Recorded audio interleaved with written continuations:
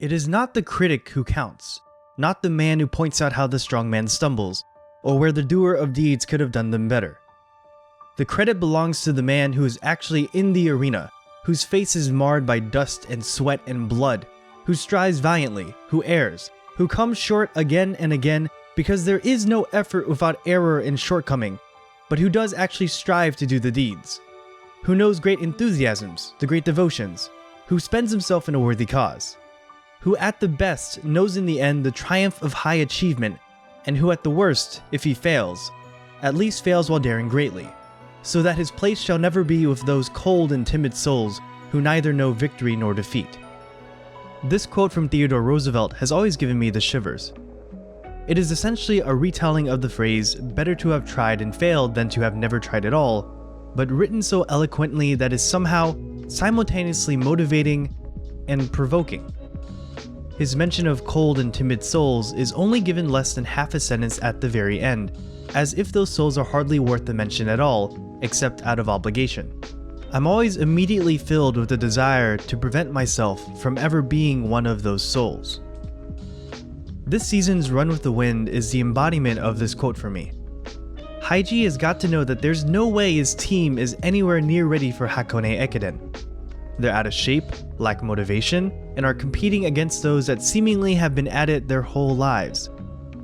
And yet, I can perfectly imagine Haiji's smarmy smile telling me that that doesn't matter. However great sports anime may be, I think there's inherently a disconnect for the large majority of people considering to watch them.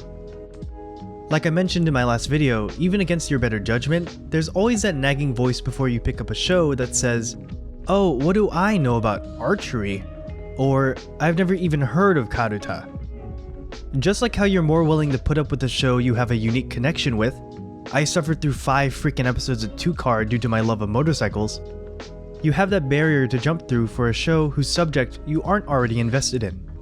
I think a great boon of Run with the Wind is that it doesn't have to deal with any of that. While I've never strung a bow, I've definitely gone running before. I can imagine my lungs burning, my muscles aching, and my arms desperately flopping around for some sense of momentum. It's easy to wrap your head around the idea of tying running directly to dedication and motivation, because I don't know about you, I don't usually stop running because I've exerted every ounce of my strength.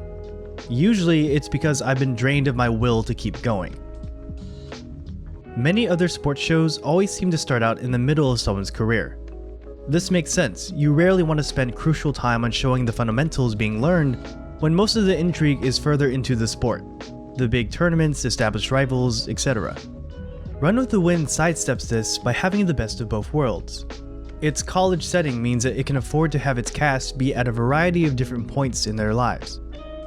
You have those who are young and eager, those who have grown cynical for whatever reason, and those who are new to running but are willing to give it a try. For those who actually have knowledge of the intricacies involved, you have Kakeru, the once burned former competitive runner, and Haiji, who straddles the line between coach and madman. What this results in is a show that has a little something for everyone, and a premise that most people can relate to. Hibike Euphonium was a great watch, but I had the extra bonus of having been in orchestra in high school.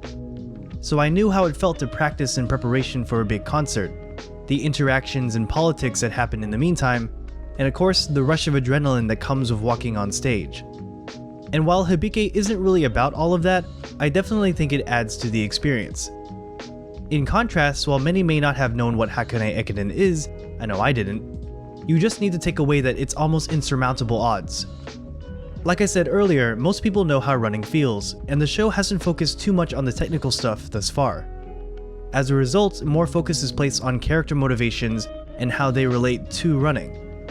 I think running itself is unique as a competitive sport, because really, it's more of a battle against yourself. Yes, there is a person directly competing with you, and their presence may push you. But at the end of the day, you're just trying to run the best you can. Theoretically, you could wear a blindfold and still do fine, as long as you don't need to take any turns. Try doing that while boxing, and you might have a bad time. It's this aspect that brings me to the end of this video and my favorite character, Prince. He truly is the man in the arena, but instead of being marred of dust and sweat and blood, he just has to deal with the sweat, and maybe grass stains. Even though he's about as good as running as I am, he's at the very least beating me. And when he gives his speech directed at Kakadu's slimy former runmate, I get the impression that he's a better runner than that dude could ever hope to be. Thanks for watching. Be sure to like and subscribe for more content, or if you'd like, you can donate to my Patreon. Big thanks to A Certain Scientific Talon, Akir Vom, Annie Me Stuck, and Kate Gamer 632. And of course, if anything I said was wrong, I'm sorry. I must have stuttered.